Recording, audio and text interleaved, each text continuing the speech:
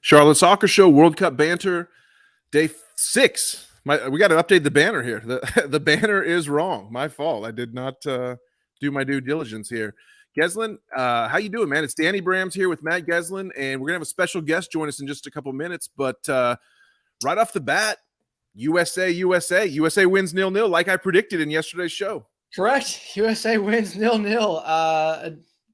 All joking aside, 0-0 draw in the big matchup today. Danny Brams, I don't know about you, but my heart was racing all game. Pretty nervous leading up to it, but thankfully got the point, not out of it.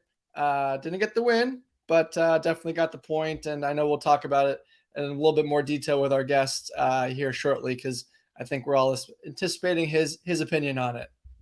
Well, let's do a quick look at the pool standings and how things shaped up real quick, because you know how we do it on this show. We talk a little fantasy, we talk a little footy, and we talk a little bit about money. You know, that's kind of how it goes on here. And if we're talking about the overall leaderboard, let's look at our guy Shane Shapansky.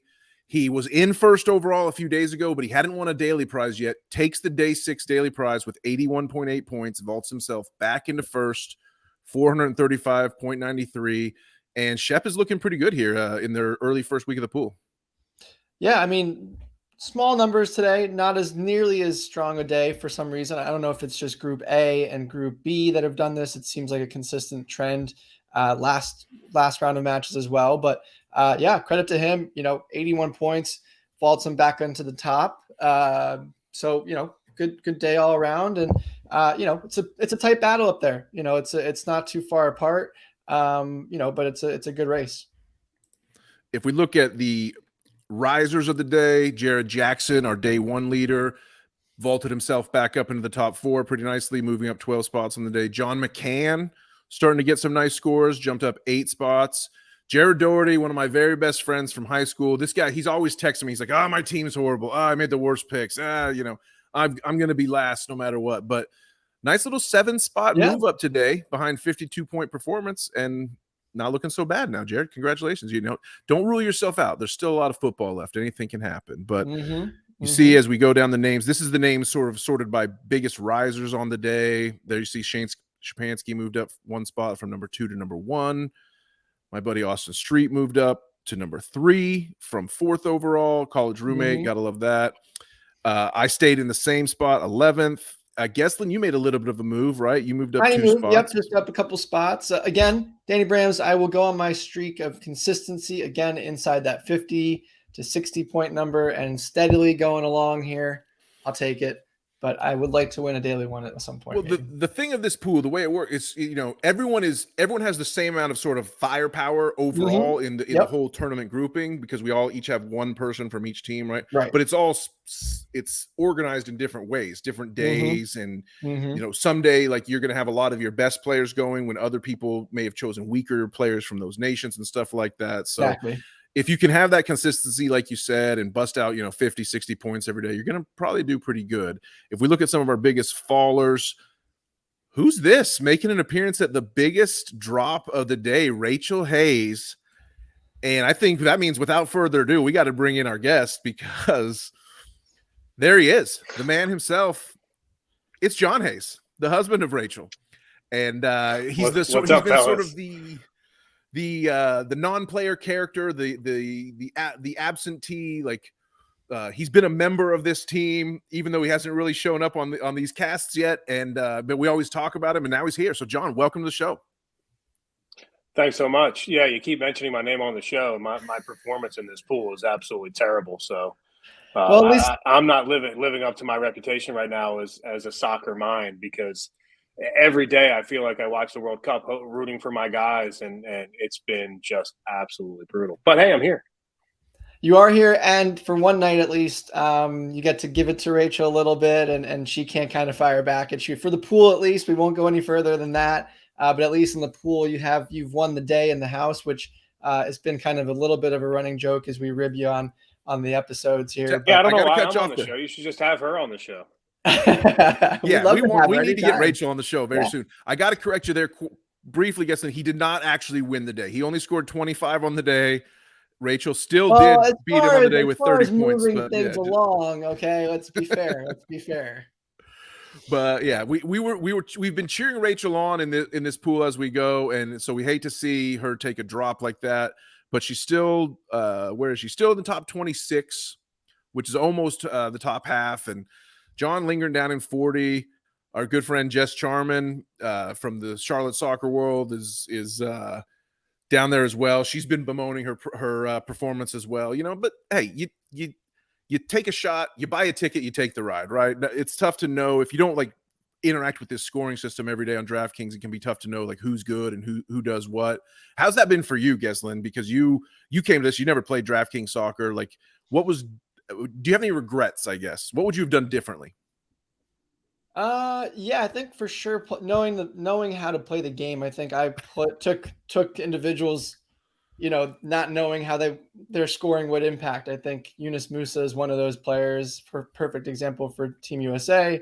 Obviously great and central for what we need to be on the field as far as having success for the tournament, the actual tournament, the one that really matters for us. Mm-hmm. But in this case, for the pool, he's not a great selection, right? So it's not going to get enough points and things like that. So just knowing kind of how that worked would have been helpful. I actually blame you because you were talking up Yunus Musa so much in the preamble to the tournament, talking about how Yunus is going to be the breakout star for the United States.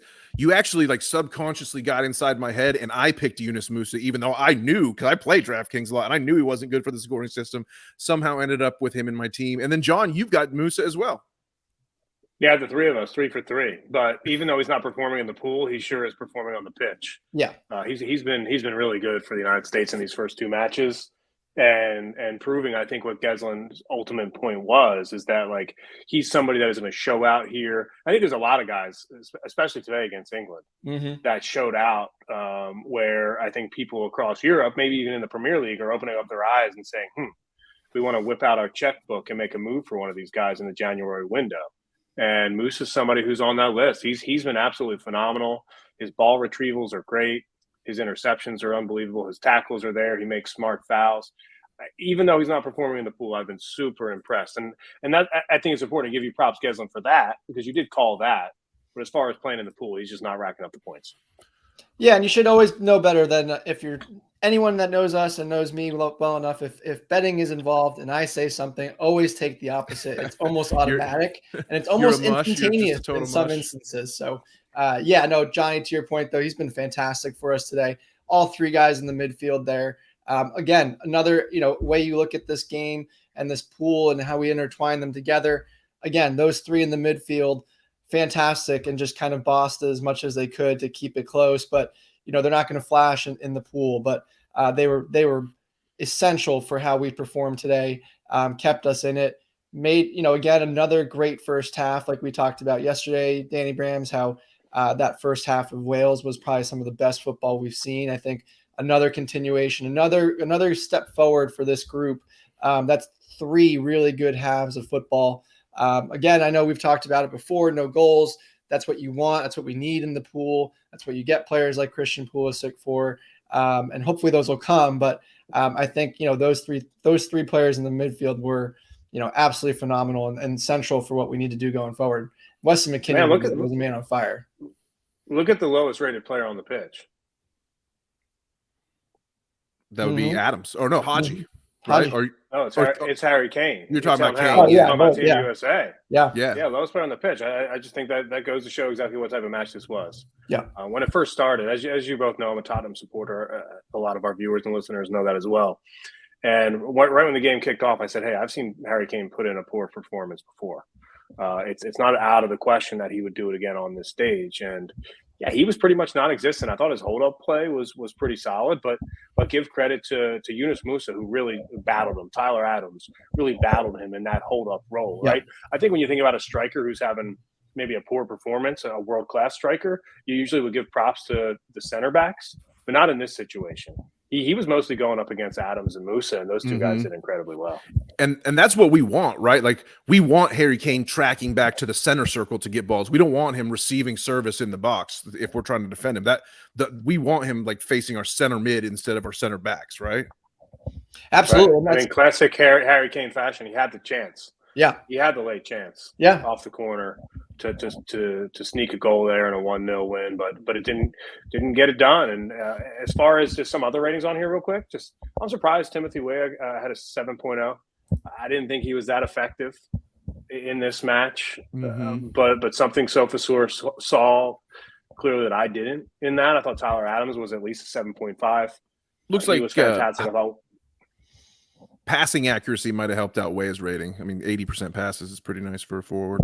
He was solid, and to be fair, a lot of the United States, especially in the first half, a lot of their aggression, a lot of their positive play came down the right-hand side. And Weah is on that side, alongside with Weston McKennie. Too. Weston McKennie, I thought, had a phenomenal game.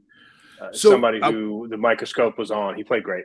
I want to ask you guys about Weston because if you look at his heat map, he just basically owned this entire right side of the midfield, attacking midfield. And I thought Weston played so smart and made so many things happen. And you forgive him for the missed chance, but I mean, man, he missed a golden chance in the box. I mean, that's what maybe it sent me back to the wine. That's what you want. It feels good to get the 0-0 clean sheet when people said that England were going to overrun us, but it's like I'm greedy. I'm a greedy American, right? I always want more. So I'm like, man, we actually could have won that thing if Weston would have just put his shot on frame. So I don't know. And I think that's the ultimate difference, right, between being a good team and being a world-class team, right? A world-class team. Not that we're not world-class players. Obviously, they're proving that, day in, day out in this tournament. I think they're improving as we go. But I think to the moment that a team can put the ball in the back of the net there is when you see teams like Brazil, or you would classify a France, or even in England for that matter. If Harry Kane gets that chance 2 or 3 times a game, he's putting one of them in the back of the net, right? So I think, that's the main difference. I think to your point, he was down that right side. He was a man on fire. He had attitude. He had flair. You could see it. He was into the game, taking guys on that right-hand side, working those one-on-ones and kind of, giving goes down the line there, balls across the box. I mean, that first half was just what you expect from one of your best players, if not your best player. And he really showed up. And then, again, the second half, they kind of sat back. This game was, and Johnny, correct me if you saw it differently, but this game was, like you said, Harry Kane having the lowest score was because it was such a midfield controlled game, right? There wasn't many chances. The ball was really between the circles and a few chances, a few odd, balls in off the wings, but really kind of in that middle, those 6 or 7 guys there with Mason Mount and Bellingham and Declan Rice and our side, obviously the 3 that we mentioned. That's kind of where the battle was won. And again, that's where we ended up with 0-0. It's just such a contested, evenly matched game there. In total agreement with you, and partially because it was a midfield battle. That being said, the United States, the big chances that the United States men's national team came up with mostly didn't hit the frame. Yeah, when you think about it that way. So just and Jessica Charman, a friend of the show, we went back and forth on Twitter about this as far as a 0-0 draw and whether it was exciting or not. And she made the point that I like more than 4 shots on goal in a 0-0 draw. Right. But I said, well, if you think about it, there was at least 2 or 3 more chances because Pulisic hitting the crossbar doesn't count as on goal. Weston McKennie's big chance there as well. Some of the headers went wide. So there were big chances there for the United States in the box that don't count as a shot on goal, but really had a chance to get the job done. And that's why today, I'll tell you guys, I'm kind of torn right now. It's because I feel proud about the result. I think the 0-0 draw is good because if you've seen the videos coming out of London and places in and around England, the Three Lions fans were incredibly frustrated and disappointed with this result. Yeah. The United States is not. Therefore, I think you can look at this draw as a win. That being said, the draw does nothing for you in the standings in Group B. You still got to go out and win it. So I feel disappointed that one of these chances didn't go in so that the United States could trot out there on Tuesday against Iran and get a draw and get through. Now you're talking about a team that needs a result. You're talking about a team that's only scored 1 goal in 180 minutes. You need to score 1, potentially 2, in order to get through. If you offered that to me before the tournament and said, "Hey, be Iran and you're in," I would have said yes. So I just have a lot of emotions about this game. I don't think I'm fully settled in exactly how I feel just yet. And before we go to kind of the larger point, like you said, about beating a run and you're in, I mean, obviously you're very connected with the game and what's going on through your day-to-day operation and job and things like that. What are you guys hearing from, like you said, kind of Southgate's perspective? Why, what was the rationale for not giving that game was screaming for a player like Phil Foden, right? Who didn't see the field and, things like that. Where was Foden? And why was he not part of this, where that was exactly the type of player that Southgate could have used for an extra boost in this game? Well, you kind of answered the question yourself by calling it a midfield game, right? And after the match, Southgate was asked that exact question. Hey, why not Phil Foden? And the reason why Henderson came on was because he needed more action in the midfield. He needed somebody to be able to work against the United States midfield, who was really controlling the game throughout. So that's who he used as his first sub. And then it was time to come in at the end of the match to maybe create a goal. He went with Rashford and he went with Grealish, which, by the way, are not two bad options either.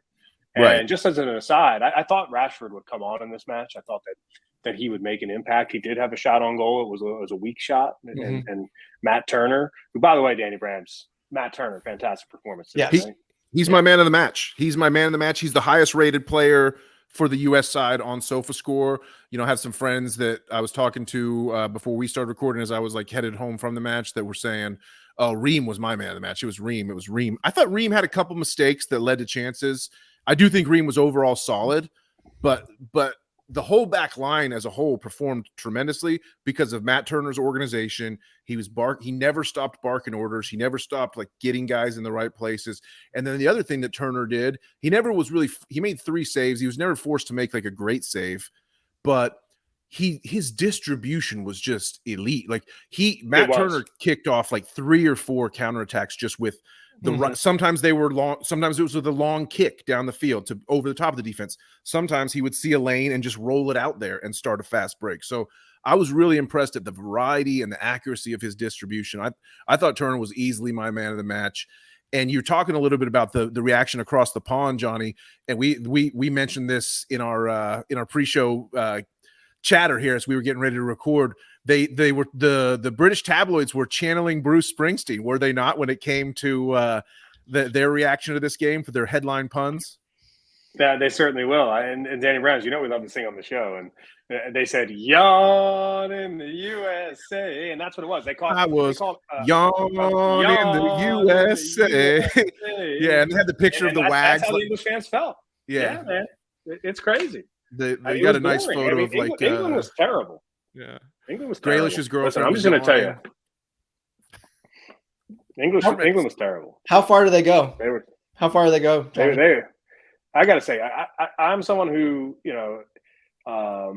supports the England national team when they play in a European competition. Right. Obviously, today it's easy. They're playing the United States, and that goes straight out the window. But if I was an England supporter, the elation that I had against Iran on Monday is now completely gone, because I look at the squad and the way they played today. I thought it was lifeless.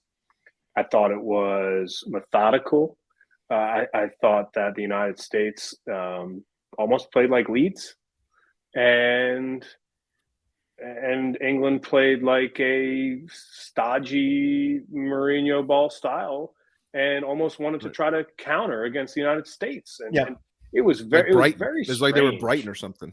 I was thinking about that the whole game, Johnny, and it was really strange. It was almost like England was at that arrogance again of just taking the draw, and just they knew it. There was that's enough for them, right? They don't have to worry. They can take a draw here. Let the U.S. come at them, and if they get I don't know about that though. I don't know if they were happy to take a draw, Geslin. I think they were actually pretty pissed. I think the reaction, the yawn in the USA headlines, the fact that they had taken it as a given that they were going to win this match, I think they fully expected 3 points here, and I think they're down pretty bad tonight. I really did. I don't know. I agree with you, but I also think there's a perception of the media, right, and also a perception of the team. Gareth Southgate has been very complimentary of Team USA leading up to this game, even once the group stage was announced. Very, very much. Even you heard Harry Kane in the interview with Tom Rinaldi earlier pregame. What was your first thought when when this group was announced and you were going to play Team USA. Oh, they're a tough team. Now, that may not have been his first thought, but that was kind of the passing thought in their heads. They took this game very seriously. So a draw in the group of the World Cup, as we've talked about, a point is a point, right? You take the point, you go into the game against Wales where you're definitely going to be a favorite again. Now Wales really doesn't have, that much to play for, as it's going to really come down to that, US and Iran game kind of for that second position in the group, essentially. So, it's kind of for England, it's an easy position. You just kind of go through it. You get the rotation. You kind of get some kinks worked out. You feel pretty comfortable. You're going to go through to the group stage or to the knockout stage. And ultimately, we've seen this with them before. Sometimes you want to get to that third game with the option of saying, hey, do we want to win the group? Do we want to come second? What is the best path? That's also going to come into the factor here, and it may play a part in some of their selection. I mean, I don't know about, again, I don't think anyone's trying to finish strategically second instead of first here in Group B. That doesn't. I mean, depends. I mean, they play the winner of Group A, right? So it depends on who you get. If you're going to end up playing Ecuador, in my opinion, that's much easier than playing the Netherlands. And although the Netherlands, right, so that would make you want to push really hard that we get first, right? Well, depending on where it seeds. If Ecuador wins the group, you don't want to play Netherlands in the second position, being the winner of Group A. So it just kind of comes down to those little nicks. Yeah. Again, that's all the strategic things that Southgate and the camp are looking at, as opposed to the media, which is just, oh, they drew the US. That's the end of the world, and yawn. And I think if you look at both sides looked at this as a good competitive match that they took a point out of, and then we move on. I think that you're tremendously underestimating what the English think about themselves and their football, and what they think about the United States, and what they think about the Welsh, and that they see themselves as a footballing country, as one of the best in the world, and a 0-0 draw against the United States is just simply not good enough. I understand exactly what you're saying, right? There's two schools of thought here, right? There's obviously the professional school of thought, which is a Gareth Southgate, right? A point does well for you, right? Mm-hmm. You're going to go on and you're going to continue to work up the table and make it to the knockout round. England is most likely going to do that, especially with Wayne Hennessy, the Wales goalkeeper out. You're going to have a fresh keeper in there on a World Cup stage for the first time. That's going to be a really difficult thing to do. Although you mentioned that Wales has nothing to play for. Again, and this falls into that same point, right? Yes, on the table, Wales has nothing to play for, but they've got everything to play for. Yeah, right. Beating England is all they would want to, Right. If Wales had been able to beat England a few centuries ago, they might be a lot bigger country geographically. You know what I'm saying? We might be calling the entire island Wales if they hadn't gotten pushed around by the early Bretons back in the day. So one thing Wales can do really well is Wales is a team that can defend. They want to counter. They want to strike late. And I'm not going to sit here on the podcast today and say that they beat England, but I wouldn't be a surprise to me if in the 60th minute, come Tuesday, it's a one-score game. Like that would not surprise me at all based on the way England played today. So we'll see. I just want to make one more point before I get out of here and you guys discuss the rest of the action today and the pool, because clearly I'm not an expert on this stuff. I mean, all I have to do is look where I am on the standings on this pool. No, but you're an expert at analyzing football, which is why we're loving the analysis you're offering right now. The one thing that I want to add about this United States team and basically our current situation, and that is these two games that the United States have played have been very good. Yes. The squad has played well, and having 2 points is a complete letdown. Yeah. And that's why this is really awkward right now. I think that's why this is really difficult right now, because if you said before the World Cup that you would draw England, you would say great, and you'd feel good about it. But it wasn't enough because of what happened against Wales. And then you go into this Iran match, and it feels like everything is on the line, not just because it is literally, but it is emotionally as well around the United States. If the U.S. draws Iran in this final match and it's a draw, 3 points, go home, that will be such a letdown because this team has played unbelievably well. And I think that's important to call out. And I think it's important to say, when you think about the future of this group together, when you think about that World Cup in 2026 on North American soil, with this group together, the way that they played in these two matches, the way that you can see today, 10 of the 11 starters play in Europe. Yep. Yeah. 5 in the Premier League. So these guys are only going to get more experience as this time goes on. So while I feel like I don't want to get ahead of myself and say that it's a complete disappointment to only have 2 points at this stage, you know, I feel that way. I do, because I think the United States should have beat Wales, and I think they should have beat England. And only one goal. That's right. honestly how I feel. 2 points and 1 goal is not good enough for a golden generation, right? Yeah, and before we let you out of here, Johnny, real quick on that point, I think, you know, one of the concerns that I have, and I completely hear you. We talked about it the night of the roster announcement, right? One eye on this tournament, but still that eye to the future, and kind of how do we balance that, and how we didn't know what to expect from this team and how good this team now looks kind of in the moment, right? With that said, what are your thoughts going into this game with Iran? You know, I know you mentioned, like you said before, you know, if someone offered you a chance to beat Iran with the chance to advance, you'll take it. But, you know, when has this team, and I'm just trying to, you know, see your thoughts here. When has this team proven to you, or any of us, that when the game is on the line, they absolutely have to win a game? They've done it. You know, the last time we were in a situation like this, I hate to bring it up, you know, the result wasn't great, and we were out of things for 8 years, you know. So does this team get over the hump? Do they make that adjustment? And does this team take us to the knockout round, in your opinion? Well, it's always for the cup, right? And I think this game against Iran is going to be a classic cup match, right? Like, throw out the tactical book, throw out exactly how you want to line up for 90 minutes. You have to be prepared to settle into the game. You have to try to land that first punch, get a goal. If you go into halftime at 0-0, then you just have to play balls to the wall soccer at that point. Yeah. It's Gio Reyna. It's Brennan Aronson. It's Josh Sargent, right? It's Christian Pulisic. It's everybody. It's Timothy Weah. It's everybody bombing forward. Even if Iran scores the first goal, right, you can make that decision sooner. Right. So today, I think a lot of the criticism about Greg Berhalter was about the substitutions coming maybe a little bit later. Right. I always think about it as a chess match between managers in a game like today's. Who makes the first move? Right. It was Southgate. It was Southgate that took some players off and made that first move, and Berhalter had to respond. And I didn't like that, because in a tie match, I like to be the one to make the first move. You know, Wales was the one to make the first move against us, and it paid off.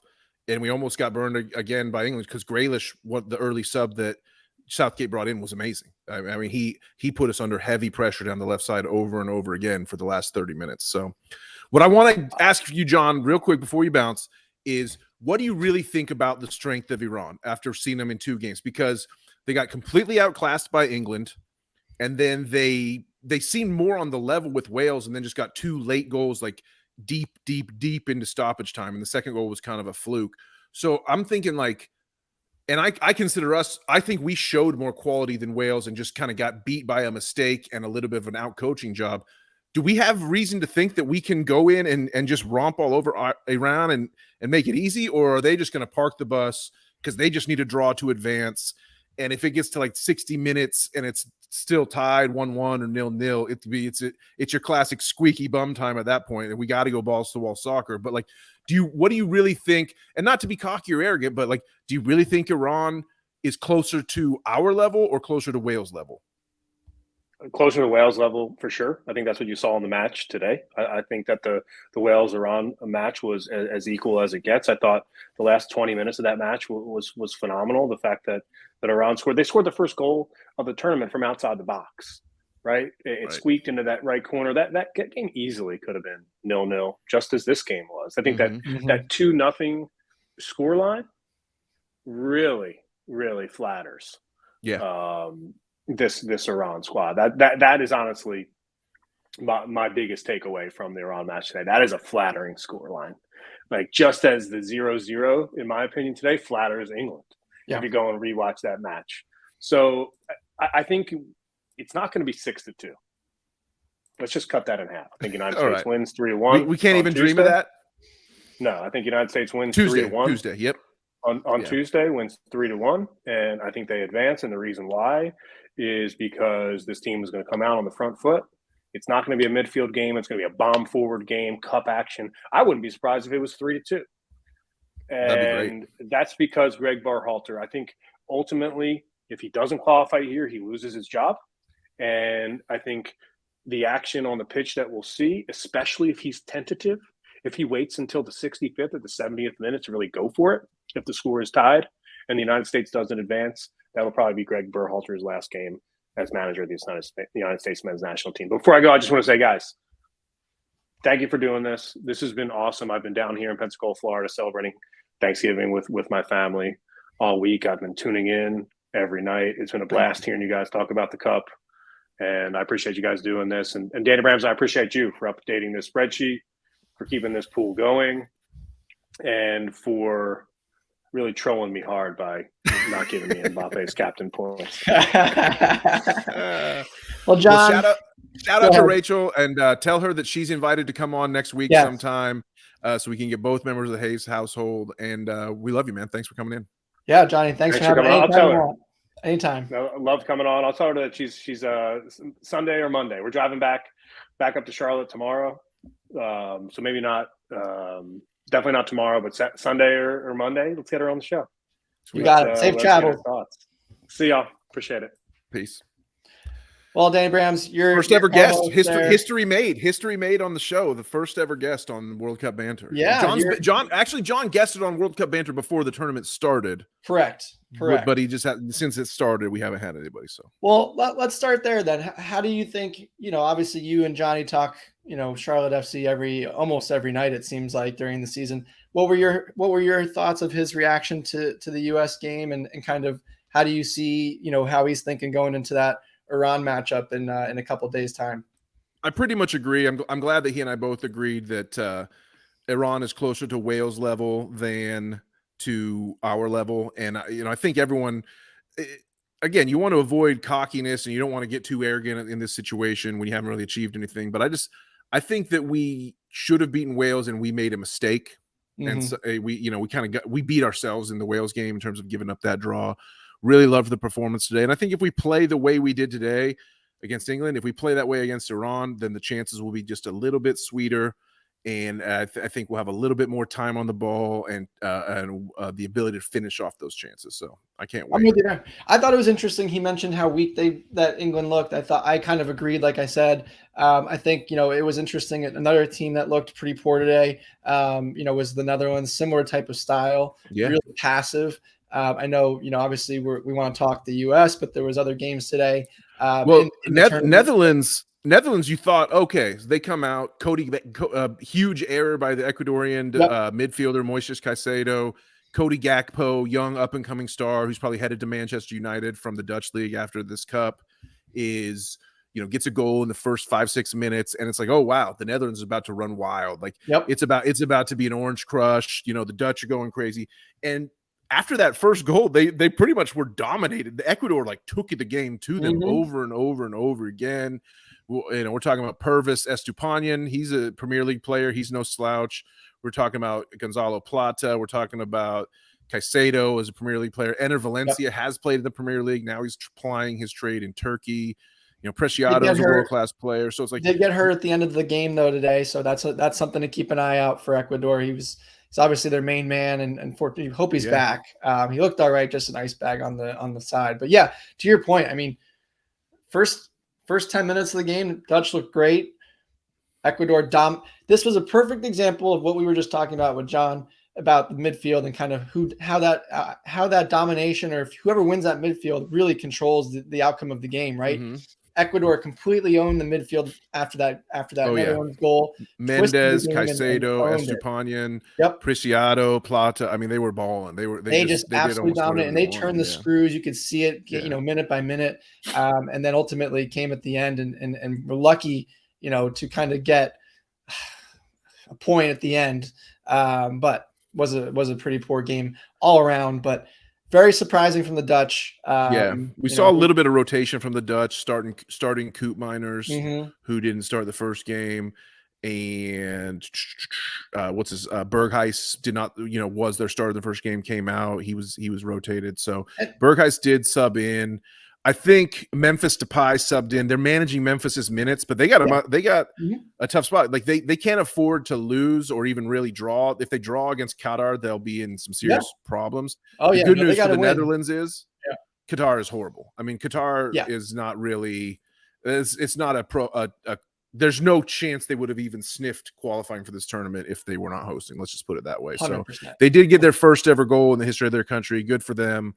You bought the World Cup, you bribed everybody, and you have a bunch of messed up laws. So I'm not really going to celebrate Qatar that much.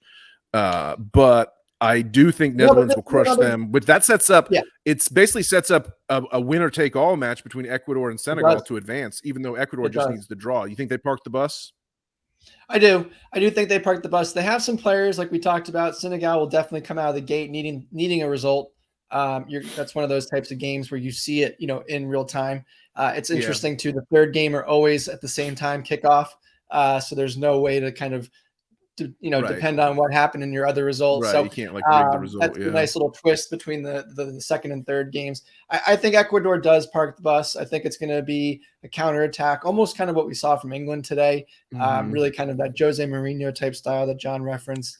A little bit more aggressive, just because I think nature and the players that they have will naturally reach them and kind of and get them forward a little bit more. But much more defensive. A group that during the broadcast you could hear just how impressed the broadcasters were with Ecuador, where they've come and where they are now. A big step if they are able to get into the knockout stage, for sure.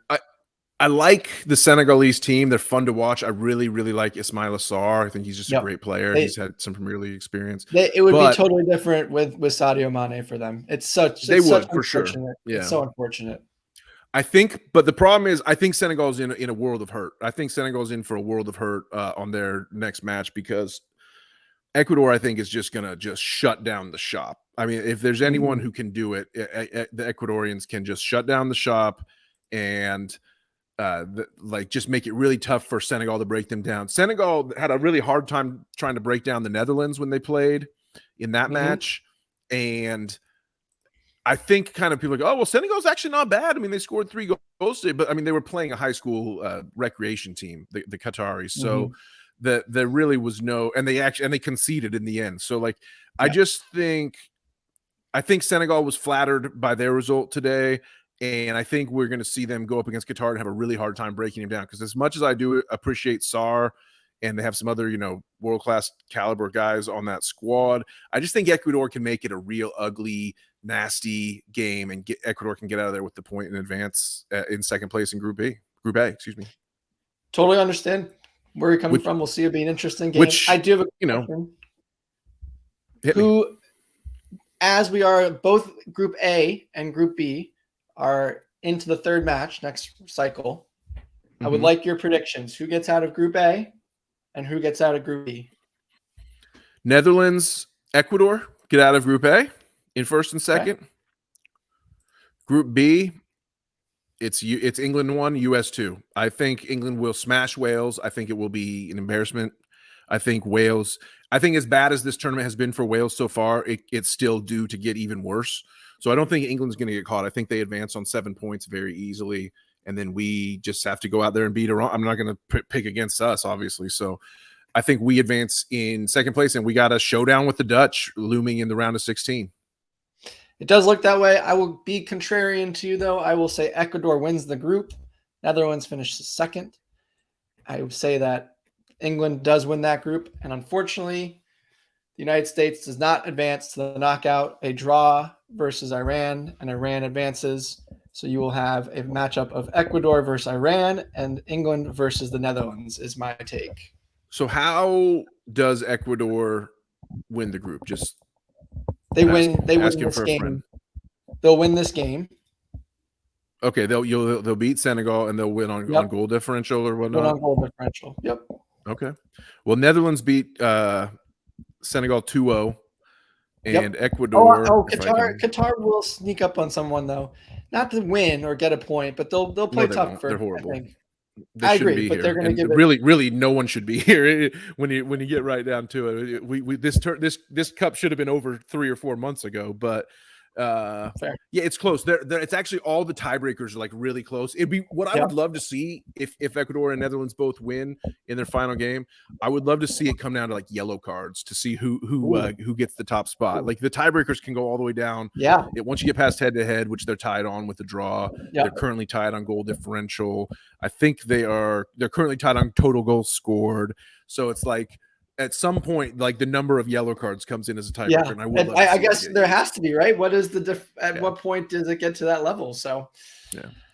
Well, Danny we've Brams, already gone way too long, bro. We're way past the time that we like to wrap this thing up in, because we're very grateful to those who do take the time to watch, and we don't want to waste your time. I just bringing it back to the pool again briefly. Yeah. I just want to say thank you. A couple people today emailed me some stat issues that I had that I've gotten fixed now. So if we're looking ahead to the games that we're going to see tomorrow, Messi's back in action. He's got 10 captains.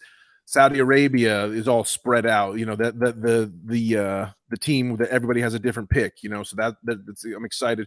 A shout out, by the way, to Salem Al Dawsari. He's like the best player on Saudi Arabia. He's their most picked, obviously.